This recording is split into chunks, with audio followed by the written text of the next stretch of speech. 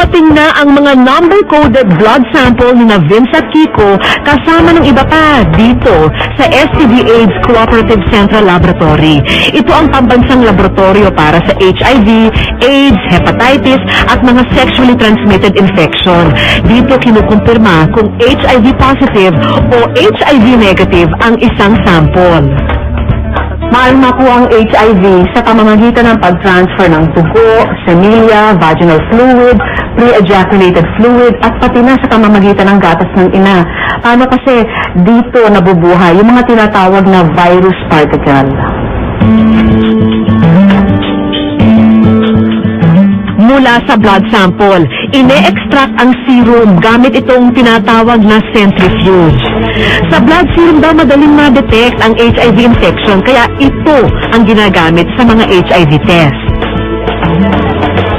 May dalawang paraan para suriin ang blood serum at kung minsan may katagalan ang resulta. Ito'y para makasiguro kung positibo sa virus ang nagpa-test.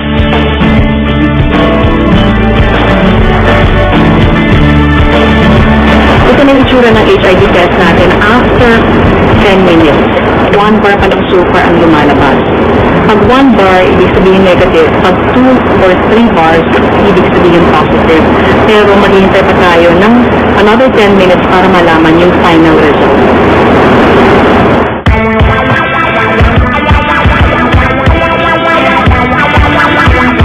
Ang taong infected ng HIV ay maaaring magkaroon ng AIDS at pag nangyari yun, maaaring ikamatay ng tao ang tinatawag na opportunistic infection, dala ng AIDS.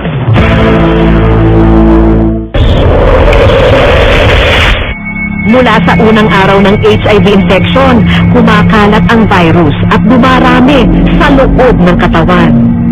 Isa itong virus na kung saan naisasalin ito sa tatlong paraan. Through sexual contact, ibig sabihin ng sexual contact, penetrative, unprotected sexual intercourse, may tatlong uri ito. Either vaginal, oral, sex, or anal sex. So ito yung tatlong uri ng penetrative sex. It can also be transmitted through blood and blood products. So pwedeng isalin ito sa yung virus ay naisasalin through unscreened na dugo. Ang HIV ay parang mga terorista. Pinupuntirya nito ang mga mahihilang cell ng katawan na kung tawagin ay CD4 positive T cells. Mahalaga pa naman ang mga cell na ito sa tamang paggana ng immune system ng tao. Kapag matagumpay nitong na-assassinate ang mga CD4 positive T cell at bumaba ang bilang sa 200 or lower, AIDS na ang kalalabasan ng sakit.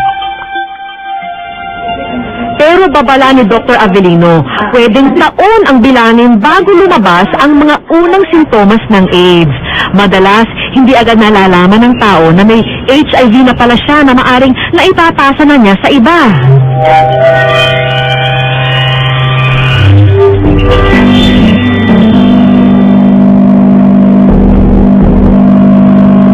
Bumalik na ang resulta ng mga lab test sa Manila Social Hygiene Clinic at dumating na ang araw para balikan ni Vince at Kiko ang kanilang resulta.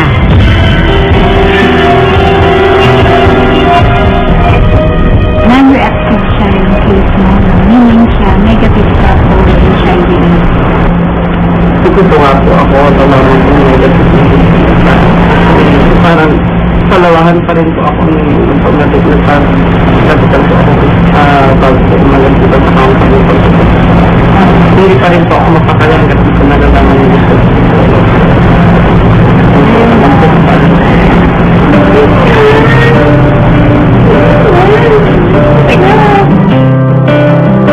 Thank you.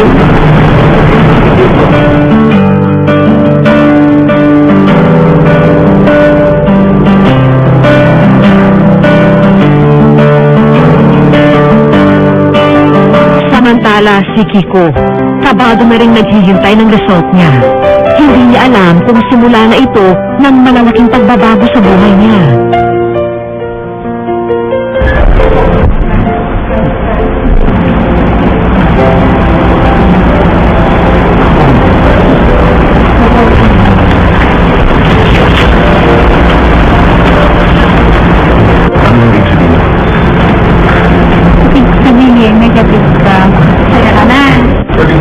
Pwede umiyak? Pwede rin. Pwede rin po.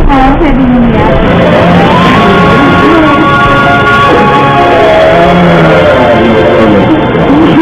Anong ayaw niya? Wala ko nang kasi, sabihin na natin yun, hindi ako nag-iisip minsan. Hindi pa nag-iisip mo yun. Pwedeng dun magaling kasi yun. Hindi mag-HIV kahit ibang sakit. Pagka hindi ka nag-iisip, inuuna mo yung pagsuhan ng feeling mo lang, hindi ba mo nagpapawag. Hindi ka na alam sa sakit kung ito pati yung sinusunod mo. So ngayon hindi ako na.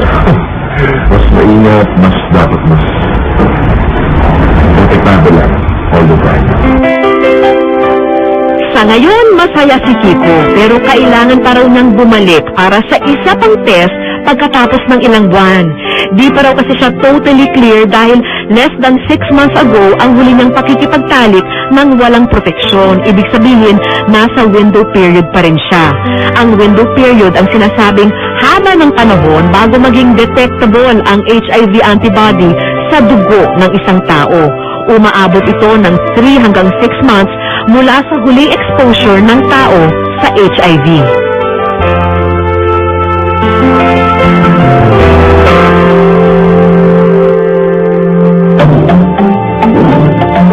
Sa 2008 report ng National Epidemiology Center ng Department of Health, nasa 3,589 ang kabuang bilang ng mga naitalang kaso ng HIV at AIDS simula pa noong 1984. Pero maaring doble pa nito ang totoong bilang dahil marami ang hindi alam na dala-dala nila ang virus at posibleng ipinapasa na nila ito sa ibang tao.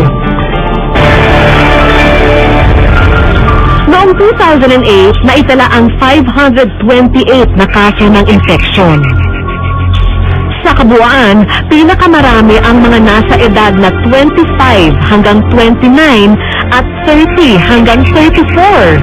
70% sa mga ito, lalaki. Sila rin yung mga stage na kung saan people are nagsisimula ng ma-realize yung kanilang sexuality. And in the process, na-open din kanilang awareness into ano ba yung orientation nila. And that's the time they get, parang nagkakaroon sila ng debut into sexual life. Pero ang nasa watch list ng mga otoridad ngayon, ang mga kabataan. Noong December 2008 lang, 42% ng mga kasong naitala ay galing sa age group na 15 to 24 years old. Karamihan sa kanila, MSM, men having sex with men o mga lalaking nakikipagtalik sa kapwa lalaki.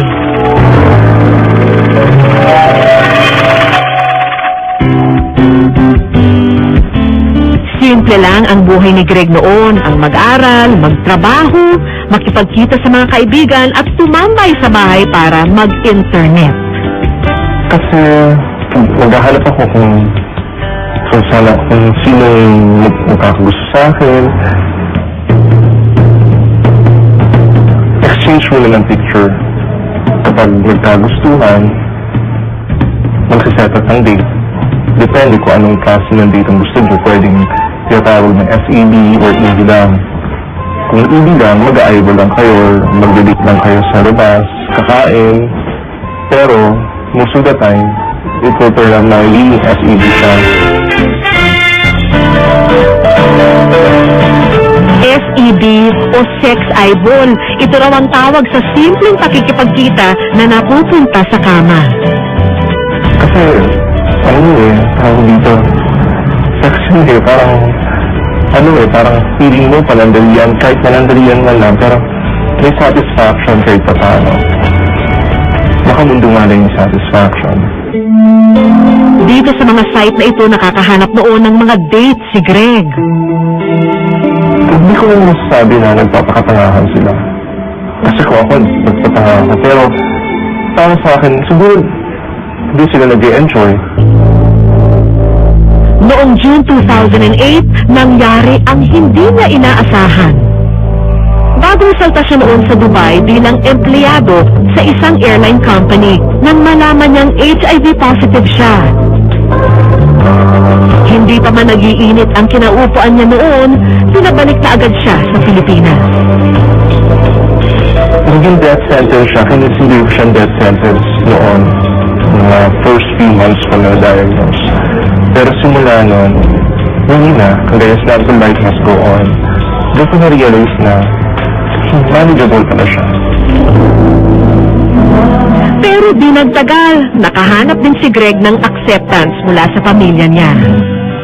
Yung sinabi sa akin ng tatay ko, yung na-diagnose ako sa Dubai, sabi sa akin, I want you to go home in one piece. Tanggap ka pa rin namin. Dahil anak ka namin. At ayaw namin, nahihirapan ka. Base sa isang fact sheet na ipinalabas ng CDC o Centers for Disease Control and Prevention sa Amerika noong 2007, maituturing na risk factor at barrier to prevention ang internet. Malaki raw ang nagagawa nito sa pagpapadali ng paghahanap ng mga sex partner ng MSM o men having sex with men. Pero ang problemang ito, malawakan, pandaigdigan. Sa makatuwid, nagmimistulang virus din na kumakalat sa internet, ang virus na tinatawag na HIV.